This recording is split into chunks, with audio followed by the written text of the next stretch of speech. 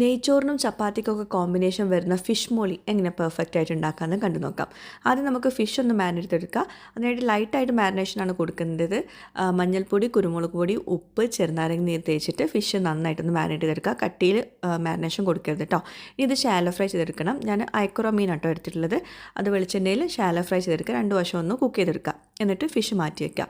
ആ മീൻ പൊരിച്ച എണ്ണയിലേക്ക് തന്നെ നമുക്ക് ഏലക്ക, ഗ്രാമ്പൂ, പട്ട, ഇഞ്ചി, വെളുത്തുള്ളി ചോപ്പ് ചെയ്തത്, പച്ചമുളക് ഒന്ന് വഴറ്റിയെടുക്കുക. ശേഷം ഒരു സവോള കനം കുറച്ച് അരിഞ്ഞതും, ആവശ്യത്തിന് ഉപ്പ്, മല്ലിപ്പൊടി, കുരുമുളക് പൊടി ഇത് മാത്രമേ ചേർക്കാവൂ കേട്ടോ. മഞ്ഞൾപ്പൊടിയും മുളക് പൊടിയും വേണ്ട. എന്നിട്ട് നന്നായിട്ടൊന്ന് വഴറ്റിയെടുക്കുക.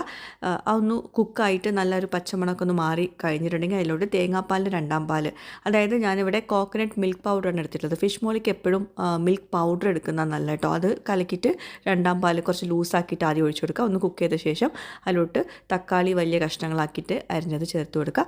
അതൊന്ന് കുക്കായ ശേഷം വേണം മീൻ കഷ്ണങ്ങൾ ഇട്ട് കൊടുക്കാൻ.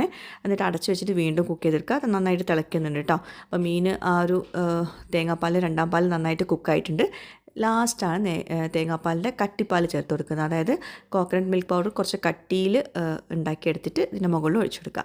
അപ്പോൾ ഇത്രയേ ഉള്ളൂ. പിന്നെ കുറച്ച് കറിവേപ്പില, മല്ലിയില അതൊക്കെ വേണമെങ്കിൽ ഇട്ട് കൊടുക്കുക. അപ്പോൾ നെയ്ച്ചോറിൻ്റെ കൂടെ കിട്ടില്ല കോമ്പിനേഷനാണ്, പറയണ്ടല്ലോ. എല്ലാവരും ട്രൈ ചെയ്യുക.